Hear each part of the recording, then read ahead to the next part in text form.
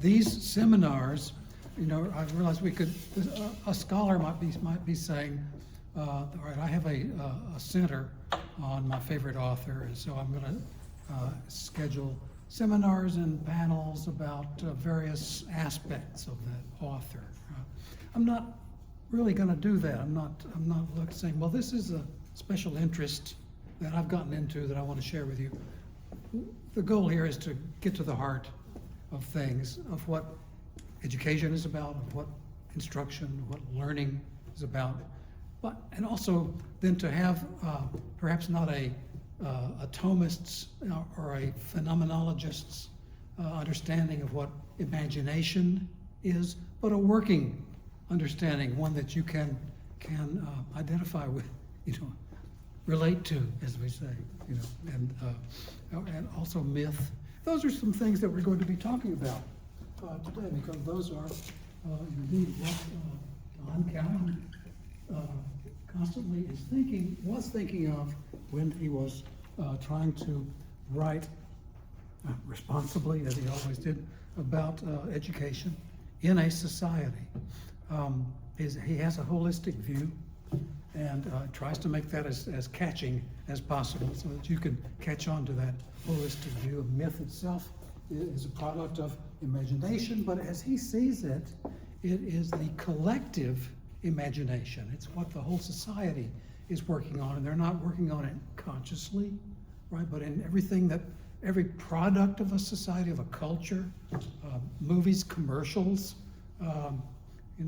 curricula, and so forth, life plans, some expression of that myth of the people is coming out. It needs to be, you develop a way of kind of tuning into it, and you can sense then when things are changing, when that myth begins to go in a different direction than it has been going in.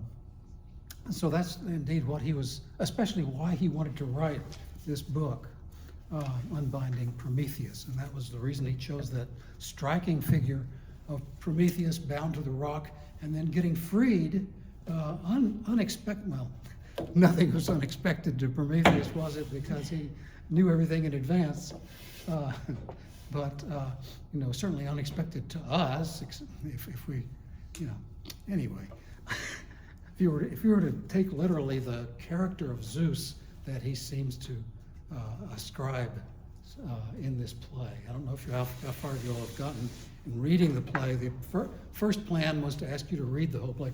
It's not really very long, but instead of giving you a few excerpts from it, we might want to look over it in a sec before plunging into it.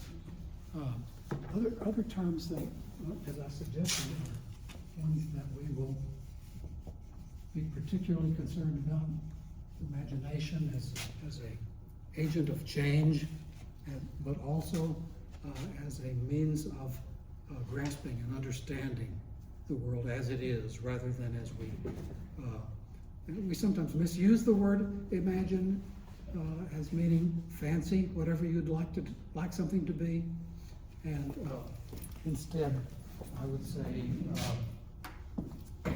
John Cowan was a Coleridgean rather than a Spencerian in thinking about imagination. Welcome, and I'm going to bring you some readings of just have a 2-page excerpt of the play.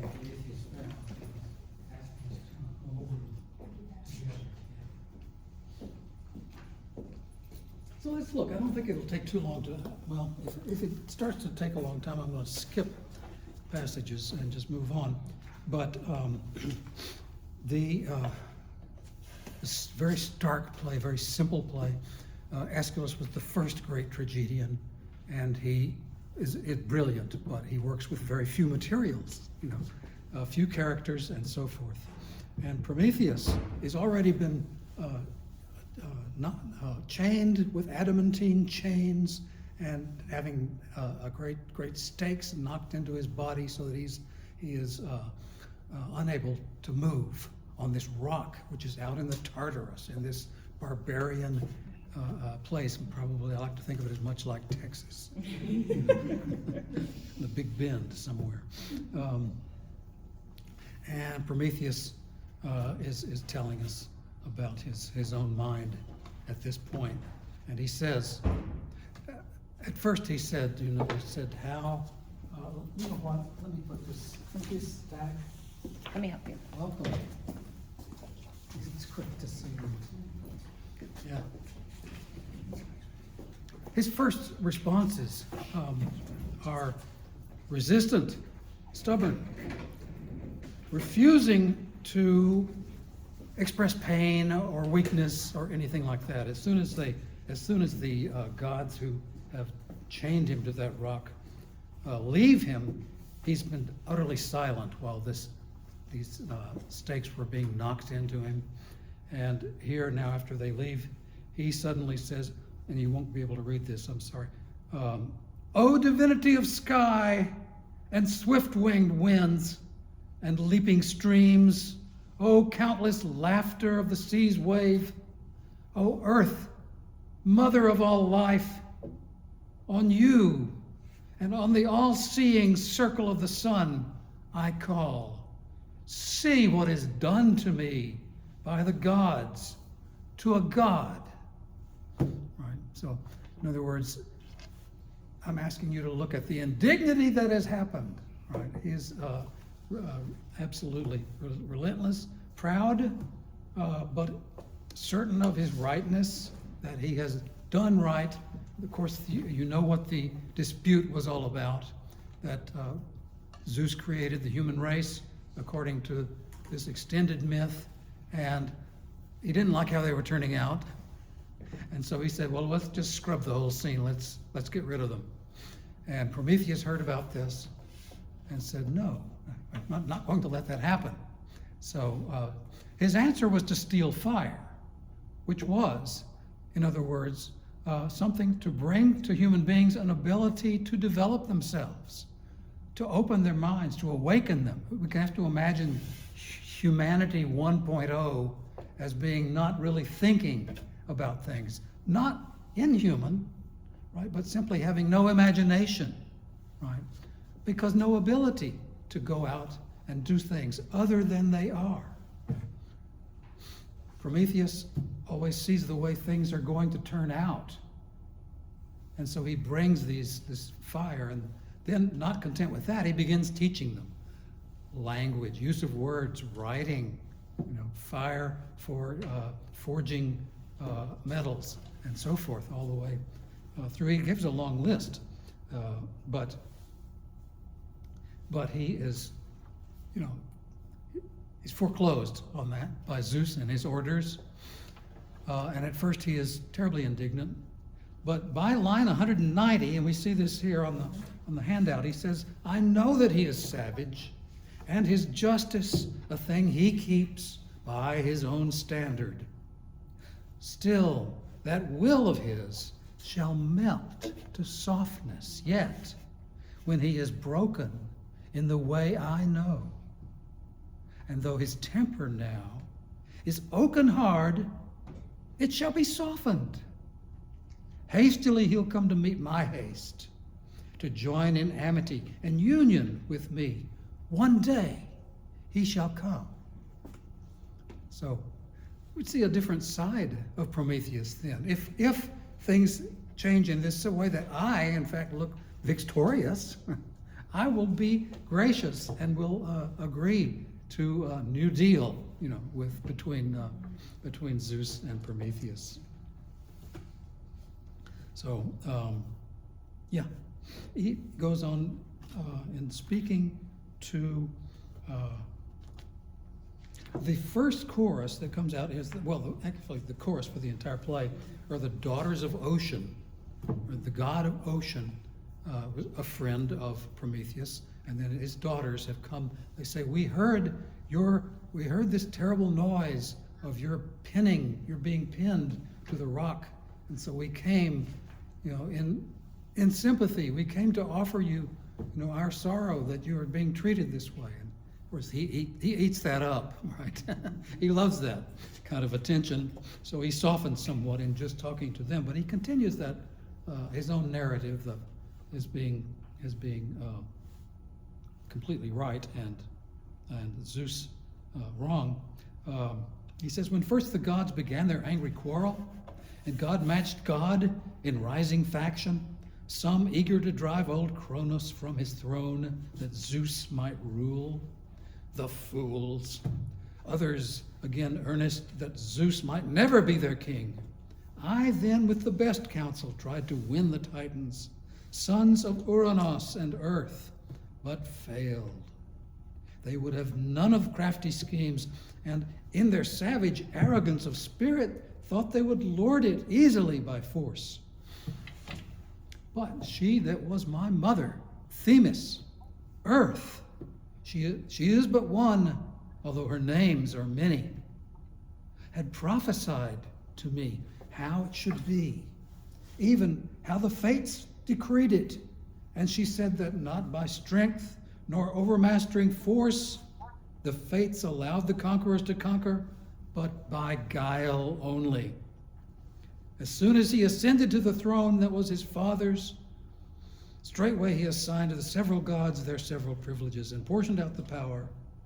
But to the unhappy breed of mankind he gave no heed, intending to blot the race out and create anew. Against these plans stood none save I. I dared. And the chorus goes on later and says, did you perhaps go further than you have told us? Prometheus, yes, I not only stole fire for them, I stopped mortals from foreseeing doom. Right? What cure did you discover for that sickness, they say, feeding him welcome questions. And he answers, I sowed in them blind hopes.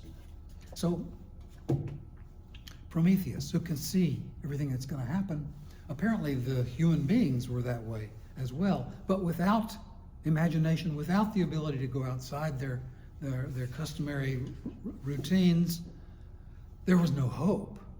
There was no hope for themselves. And so the fact that they knew when their death was coming could only serve as a blight on everything they might think about doing.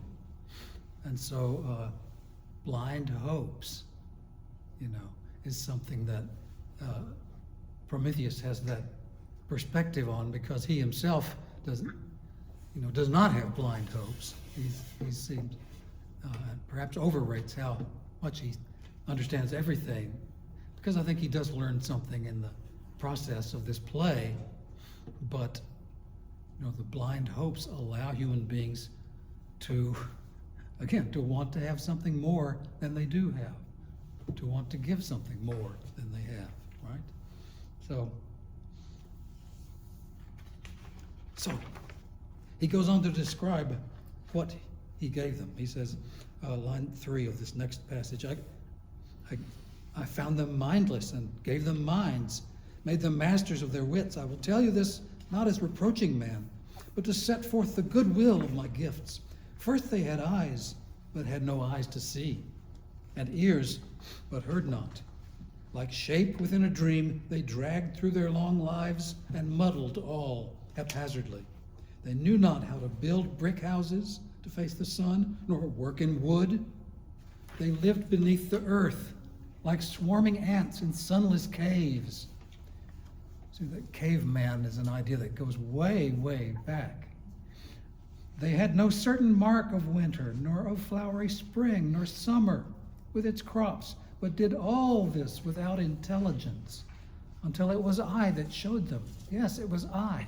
Stars' risings and their settings, hard to judge, and numbering as well, preeminent of subtle devices, and letter combinations that hold all in memory.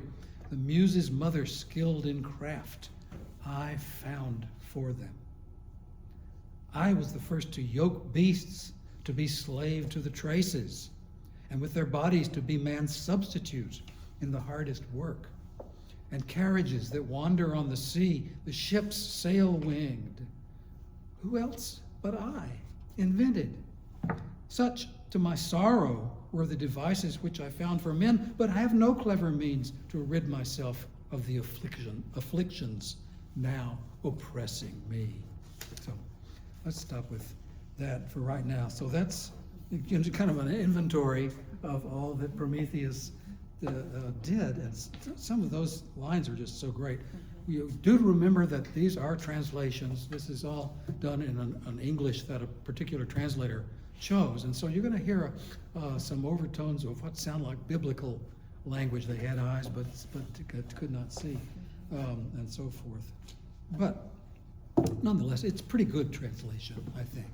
It's David Green, who did all of the Greek tragedies, along with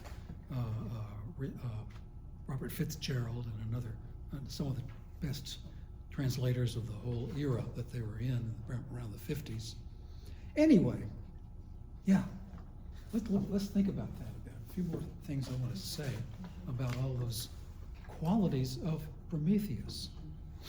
We know from the first lines that he gave, and I read those to you straight. I didn't write that part out. But those first lines that he gives, that he's a sublime character. Everything that he mentions, oh earth, oh sky, oh waters, is all in very sublime tone.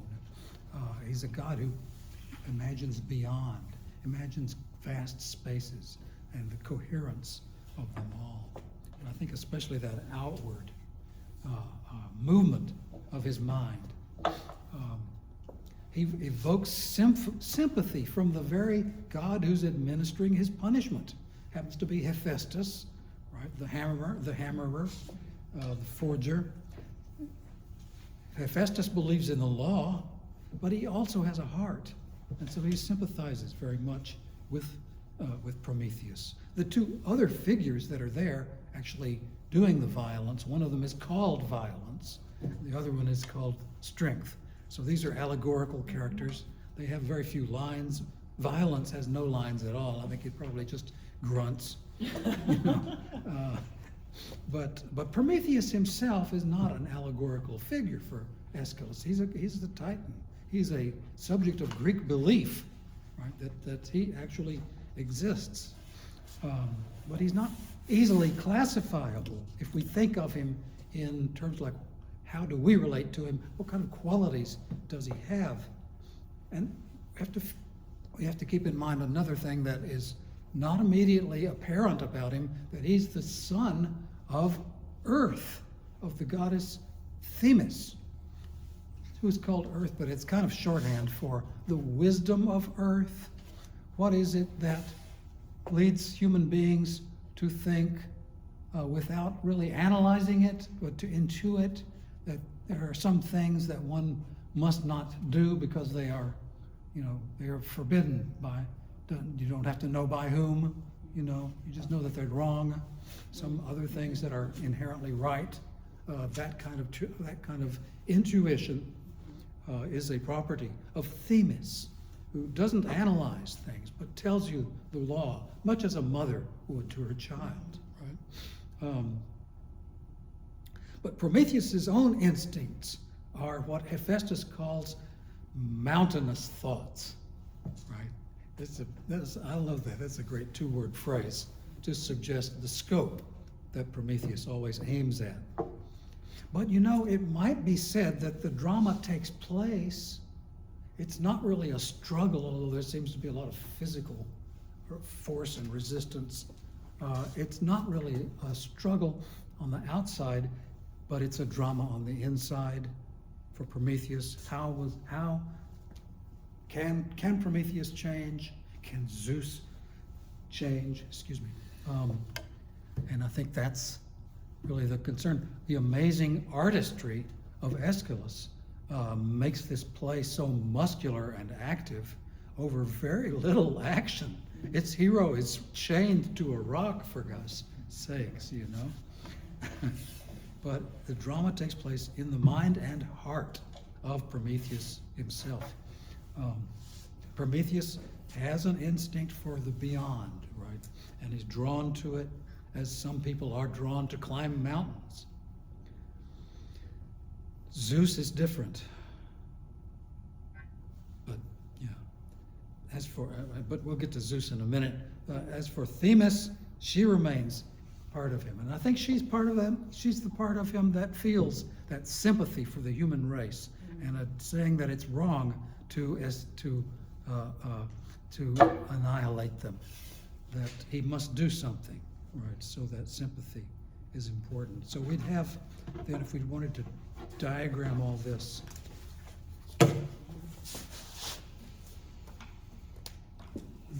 where should I do this? I think you're okay. Like they're okay. I'm just gonna move it, and they can see you. Yeah. So up on top you have like destiny. The location of this, the heavens. Right? Anything that you want to aspire toward. Truth that has been discovered. All these kind of horizons that one might aim for. And down here, then in the Themis side of all this, you have fate, right? What cannot be avoided. Earth, with the sense of home, but also custom. Well, what is known to be right and is not questioned. And tradition. And this is earth, this is heaven, so you're all set up for something to bridge the gap. And in here, of course, I think, as far as we're concerned, for this play, what bridges the gap is the drama itself. This is a place of transformation.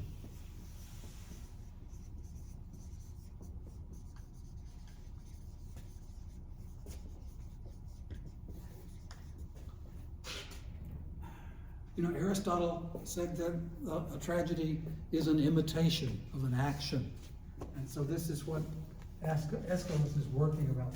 The action is something changes. Right? Almost that's such a general description of any Greek play, but that's going to be a good description of it. Right? Something changes, and it's a dramatic thing. It's an unexpected thing. It's an impossible thing, perhaps. So that's the idea. Also, then we have to talk about Zeus, right?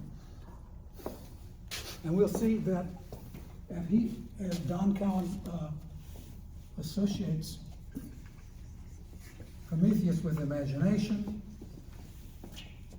he does, we see him mentioned somewhere in these pages that it's intellect. Now, intellect seems like a general word. Do you think, what do you associate with intellect? Is there positive traits that you use, that you think it means? Ability to think. Ability to think, yes. So we've got intelligence, but then we have intellect. Why do we need the word intellect? It'd be something a little different. Intelligence is a verb turned into a noun. But intellect is just there, right? It seems to me that it's where everything comes together, insofar as it's known. A place where it can be housed, a place where it can all be seen together, where it has order. So the idea of intellect has the notion of order. And here, of course, we're going to see, once we sort of say, well, what's all this have to do with university education and so forth? Very, very little, it seems. But here is a promising place. I know Don Cowan was a friend of Jacques Barzun, the great Columbia University professor, who wrote many books. His last book of his that I know of was a blockbuster. It was, I don't remember the title of it, but it's a thick book. That surveys the last 500 years of the arts. And well, he was a pretty special guy. Very had a je ne sais quoi about his manner that was just so charming. But he wrote a book called The House of Intellect. And by that, I think he meant something that universities ought to know about, right? It's not like the university is a house of intellect. It might not be, right? But it should know about this kind of coordination and togetherness that such an attitude could have. Zeus is where it all makes sense. That's comforting. He didn't like human beings because they didn't make sense, don't you think? Yes. Is intellect here kind of like the logos? Well, it kind of is, yeah. I could say that. The logos gives order Yeah. to everything, doesn't it? Mm-hmm. Does it have somewhat of a static connotation? I'm just pairing it up with imagination on the other side. Like when everything comes into order, it kind of has its place, and it's sort of like something limiting. Seems to be limiting about it. I don't know if that's the sort of direction you're like. This is or the connotations that it's taking in this context. Like I think what he's driving at, and I'm trying to get the mind of Don Cowan up here in some way, is that there's a place where all the different subjects that are taught, the different disciplines, come together in some way. They all make sense. They all are ordered together and give an overall view.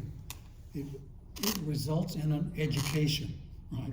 Or to think of the way that Newman would talk about an education as civilizing you know. So I think that's where he's going with that. Whereas imagination kind of doesn't care about whether it all adds up and makes sense. It's like beyond, always must go beyond, you know. Yet in a strange sense, imagination is about understanding as well. So we have to examine that some more. I can't tell you all that in one breath. But we're going to look at that all during this semester. Yeah. So Zeus is the new ruler of the gods. Now he replaces Kronos, his father, who ruled by force. Very simple, right? And he, of course, had to use force to overthrow Kronos. But then he wanted to set up what I would call, absent Don Cowan, I would call Zeus's realm a reign of order. That he loves order, good order that makes sense, right? And that was kind of what the Greeks of Pericles' time counted on him for, you know. But I noticed also there's a book by Karel Karenyi that's on Zeus and Hera. And boy, it's fascinating, right? And there he says, but Zeus is, yes, it is mind. He says it's suddenly when something makes sense, when you have an insight that you didn't have before, you didn't even know it was there. You have an insight. He says a Greek would say, that's Zeus. So that's the kind of idea. And I think that's very charming. I think that's relevant, but I'm not entirely sure. So it seems to be a straight up contest, though, when we see Prometheus suffering this terrible violence right in front of us. The shock value of that is all designed to turn against Zeus ourselves. He himself, who wanted to free the world from the rule of force, has himself become a tyrant, so it seems, certainly from Prometheus's point of view, right? So somehow a change has to happen, solve for X, because at the end we know how the equation goes about. Those two get together, and Prometheus does something good for Zeus, and Zeus he first frees Prometheus, and then Prometheus rescues him. So it's fascinating how Aeschylus solves dramatic problems with these beings. It's pretty mind-bending how he does that. So the real drama is going on inside Prometheus. We never see Zeus, so we can't say it's going on inside him. But he does change. It was said he's going to change. I don't know. Aeschylus means something by not having Zeus ever appear. You know, again, he wants to make us feel the unjustness, the unjust feeling of what Zeus has ordered for Prometheus. But we know, we have to take as an article of faith in the play that the two will get together, that Zeus will release him, and that Prometheus will be willing to help him. So that's the real miracle of the play. It won't turn out to be high noon among the gods. There won't be a shootout at the OK Corral. You know, the human race has a future. So intellect and imagination come together. That's, I think, the allegory, the Don Cowan allegory that we should be focusing on for purposes of thinking about what's education for, you know. Intellect is order, the order of knowledge, right? Imagination is new knowledge, new insight, new understanding. That's where understanding and imagining come together, because when you understand something, then it's there in a way it was never there for you before, right? So that's an amazing thing. And yet it can just happen, and you don't put it all together. You say, wow, you're the wow person, you know. You just say, wow, I see this great thing. It's amazing. Now I see another wow, you know. But I come from the 60s, remember? And I saw a lot of that. So within an order, within a framework of order, of knowledge, imagination is at its most effective, most meaningful, right? There's that contrast between the two forces that Aeschylus is meaning to portray. So I think it's not too much of a stretch for Don to call this imagination and intellect. So there we are. Aeschylus was revered as the greatest theologian of the ancient Greeks, because there was no scripture of this religion. It was just what held the ancient Greek religion was themis, right? We know this is the right order of things. I was taught that by my mama, and so it's got to be true, right? And so forth. So, you know, but Aeschylus articulates something about the gods, and it's believable, and they love it. People come to the play, and they have been as much part of a religious service and part of a university lecture, you know, as they are an entertaining action. So amazing. Yeah. Comments, questions so far? I think that's pretty much getting on board with the whole play. So intellect then provides insight, and imagination provides kind of intuition. Is that right? And so that the way in which they work, obviously, I think that's so right, that they need to be together. I mean, they need to be an alliance with one another. So the sight, so the insight would be the rational, and the intuition would be that which kind of comes up from maybe the heart or the. I think that's a good way to see it. I don't know if I portrayed it that way, but I think that makes a good sense using those two words. Yeah. It gives heart. Imagination gives heart to a new understanding. It's certainly true for Coleridge. We see these two kinds of imagination. We see one of them in his famous poem, The Rime of the Ancient Mariner, about the sailor who pointlessly kills an albatross, and it brings a curse to the ship, and it causes it to be becalmed, and they die one after another. All of his shipmates all die except him. You know, so it becomes an inescapable message that he has done very, very wrong. And he's repulsed by himself, but he's repulsed by the creatures that come out in the becalmed sea, and those are water snakes, and they're slimy, right? So he hates them, and he hates himself, right?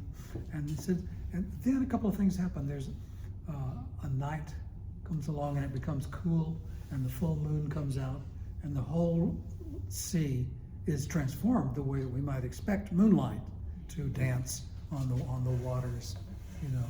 And all of a sudden, everything seems beautiful. He forgets himself and his suffering and his plight, and he sees the water snakes, and they're sparkling, because you know they're swimming around, and so they create these waves, and you're getting it in such a reflected manner that one of those that they are colorful, right, also. And he says, without thinking, he let slip from his lips, "Oh, happy living things." And Coleridge says, "And I blessed them unaware." And at that moment, the albatross that he's been wearing as his curse slips from him and falls into the sea. So that's that action of the heart that happens as a response, but instinctively, intuitively, without the mind being involved, it seems. And yet it gives life to something that you have perceived. That ability to know that the person that you're talking to is not just them, right, but is a person. That's the primary imagination, as we see through Coleridge. So I think that's important. That's extremely important for understanding what is the role that imagination plays in education, in teaching and learning. And we're going to explore that some more as we move on. So, where do we want to go from here? Tell me where we are with the time. Do you have to run across campus? No, it's very close. So, I see we've got 15 minutes, and that's Okay. all. So, should I talk a little bit about the selection, the few paragraphs we ought to look at in the introduction? Sure. Yeah, that sounds great. Okay. Yeah. Good. Yeah. So, I have been able to give you chapter by chapter the whole of Prometheus, Unbinding Prometheus. So they have chapter 1, they don't have the introduction. You don't? No, they have chapter 1. Oh, shoot. That's okay. That's it. Maybe we should jump forward. Yeah. Yeah, Do you wanna- let's do that. Okay. Let's do that. And we'll ask you to read the introduction at some point. It's wonderful, but it's also a little tricky with getting it into a smooth connection with the rest of it. If there's a paragraph you feel strongly about, you could just read it. Mm-hmm. Well, he does say, like on the second page of the introduction, he says, "We live always in a myth, a large overarching metaphor that gives philosophical meaning to the experience of everyday life." We live in that myth. Right? It is difficult to see the myth one lives in, like the air. It is necessary but invisible. Yet we give that myth final secular authority. It settles our quarrels, traces out our destiny, gives form to our purpose, limits the range of our imagination. Myth is a social phenomenon belonging to a particular people at a particular time. At birth, human beings fall into it, as into a dream, as the philosopher Stein tells Marlowe in Joseph Conrad's novel, Lord Jim. When we are born, we fall, what does he say? Oh, I can't remember. Fall into a dream as into the water. And, we stay up by supporting ourselves. He said, if we try to get out of the water, we will drown, right? But by moving your hands and your arms and legs in such a way as to let the water support you, right? It says, to the destructive element submit. This is what Stein says, his character. in Marlowe, in Lord Jim. To the destructive element, submit, and by the motions of the waves, let the deep, deep sea keep you up. It's a beautiful moment. Anyway, Don says, for the myth into which we are born is more than a worldview. It is an invisible extension of the very shape of life as we are given it to live at any particular period. Myth is not archetypal. Sometimes the terms are used in a related fashion or as synonyms even, but he thinks that's wrong. He says it's not archetypal because that would be to be the same for everyone all over the world. It's not co-eternal with time. It's not sitting at the edge of reality, ready to thrust into the midst of our actions the terrible contingency of the human condition. I think you must be thinking about Oedipus, and how Oedipus has to learn that he was fated to do this terrible act. But that's not how myth operates. We use the word myth about tragedy all the time, but not with a lot of comprehension. Not with a lot of care. So, what is it then? I lost my place, sorry. Rather, the myth of a people is a refining social thing that gives form to life, shepherding the building of a culture. Since we have each live in a nest of cultures, home, school, church, city, nation, so we participate in several overlapping myths. In other words, some sociologists use the term script, right? And it seems it's a little bit clunky, I think, to think we've got these scripts that are constantly being zipped into our heads. But he's trying to get at that idea. How is it that we know what we're supposed to do in a certain case? Don Cowan has an organic way of looking at it. This is something that comes to our minds. We're taught it. Of course, we learn it by mimesis, by imitation, the way that Aristotle says human race learns, but it becomes natural. It becomes how we express ourselves in a particular culture. So, for the most of the civilized world thus far, one perduring myth has constituted history, stretching from Greece, expanding outward, encompassing as it grows. Perhaps parochially, we call it the West. Transformations of this myth, encountering a sufficient mass of new material, have given rise to various cultural myths, and by its permutations have shaped different ages of history. The prevailing myth of the modern age, he says, is fact. It has been fact. Doesn't explain this at first. I'm going to go on into it. During the past 4 centuries, for Western culture, primarily Euro-American, authority has resided in a rational structure erected on facts. This especially is known if you've ever studied or taught the rise of science in the Renaissance, as something that happens beginning to inculcate a new worldview from the medieval order. So as we leave the medieval world, modern world is founded on the notion of facts. This myth, which still seems to us virtually incontrovertible, began to assume its form in the early Renaissance. In it, the observable objects of the world came to exist in their own right. But he goes on to say, a fact we should remember is a phenomenon taken as truth, a communal event, not a subjective awareness or an article of faith. Right? It's something learned, something you can demonstrate, and something that makes sense within something of a web here, a mathematical web, certainly, but also independent of our own insight, of our own understanding of it. Though other things, ideas and beliefs might also be held in common about community, these less tangible entities begin to seem increasingly phantasmal, while the observables, those things which are verifiable, assumed a reality not subject to bias.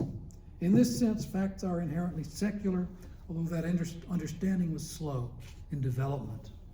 So think about the the authorities and culture in 19th and 20th century, those especially writing from the point of view of the new social sciences, which wanted to adopt the methodology of natural sciences, which was the prestigious form of knowledge at that time. In doing so, you have then social sciences been telling you this is how we think and this is the way we do things, and it uses that kind of factual authority to do that. Now, as Don Cowan was saying, facts, either you're in the mindset of, well, a fact's a fact, you can't change it, so that's what you have to, that's what we're given to work with. And remember that Don Cowan was a physicist, so he's and he's speaking to a lot of humanists out there, obviously, most of the time. So we have a defense of sciences, the point of view of the sciences, but he sees the sciences too as taking part in an act of imagination, a collective act of imagination. So obviously Don doesn't quite believe that a fact's a fact. That there's something that it too has to be part of the dance. So I think that's those ideas, you kind of have to grasp them to see where he's going a lot of the time.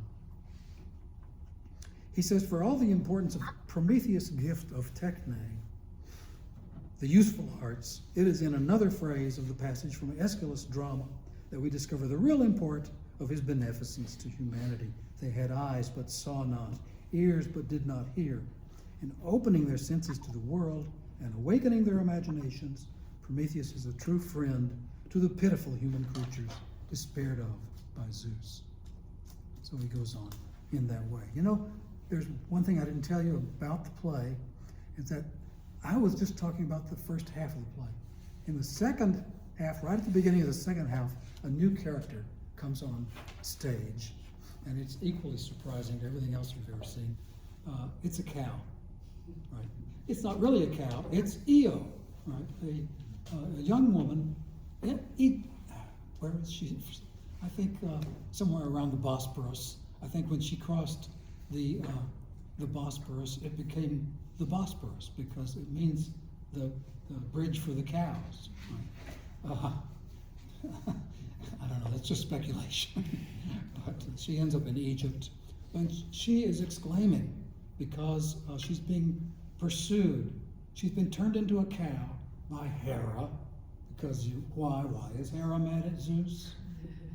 I don't think I have to tell you why. Yeah, same as some brothers. But she's pursued by a gadfly, right, who is there to torture her, to just being his gadfly self and torment her forever, and she's just driven to her last wit, her last. How do we use that term? I used my last. nerve. Last nerve. Yes, exactly. Her last nerve is being worn out. And Prometheus responds with a sympathy that we knew he was capable of because he rescued human beings, but we haven't seen one bit of it up to this point. And he begins to say, well, look, I know about the future. I can tell you how you're going to end up. Maybe that'll help. Well, fortunately, he's not just thinking of that, but he does act with sympathy toward this person turned cow, and it turns out that, of course, the line of descent that comes out of her through Zeus includes Heracles, one of the greatest of all the heroes for the Greeks, and so that will be enough to give purpose to her, and so. But mostly it's that he sympathizes with her. That means a lot to her. And then she's driven off stage finally by that gadfly again. But it's enough of an interlude to tell you this has been the action of the play. The action of the play is about change, about the onset of sympathy, of reaching out and understanding a person, especially a person that has been dead set against you.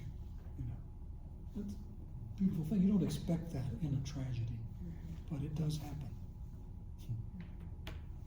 So Yeah, okay, I think I've got take a couple of questions if anybody is interested. Yes, Could you just explain your diagram a little bit more? I'm particularly interested in the difference between destiny and fate. Yeah. The line between heaven and earth and how tradition fits in as well. Mhm. Fate is what you can't change, what you wish could change, but you know it's like your death, it's something that's coming. Destiny is something you aim for, something beyond, something that will change our status and be better, all right? And so, you know, those two things are ways of seeing the future, right? And Prometheus comes along and changes a worldview that they had that was completely dominated by fate and makes destiny possible for the human mind to grasp and to desire. That help?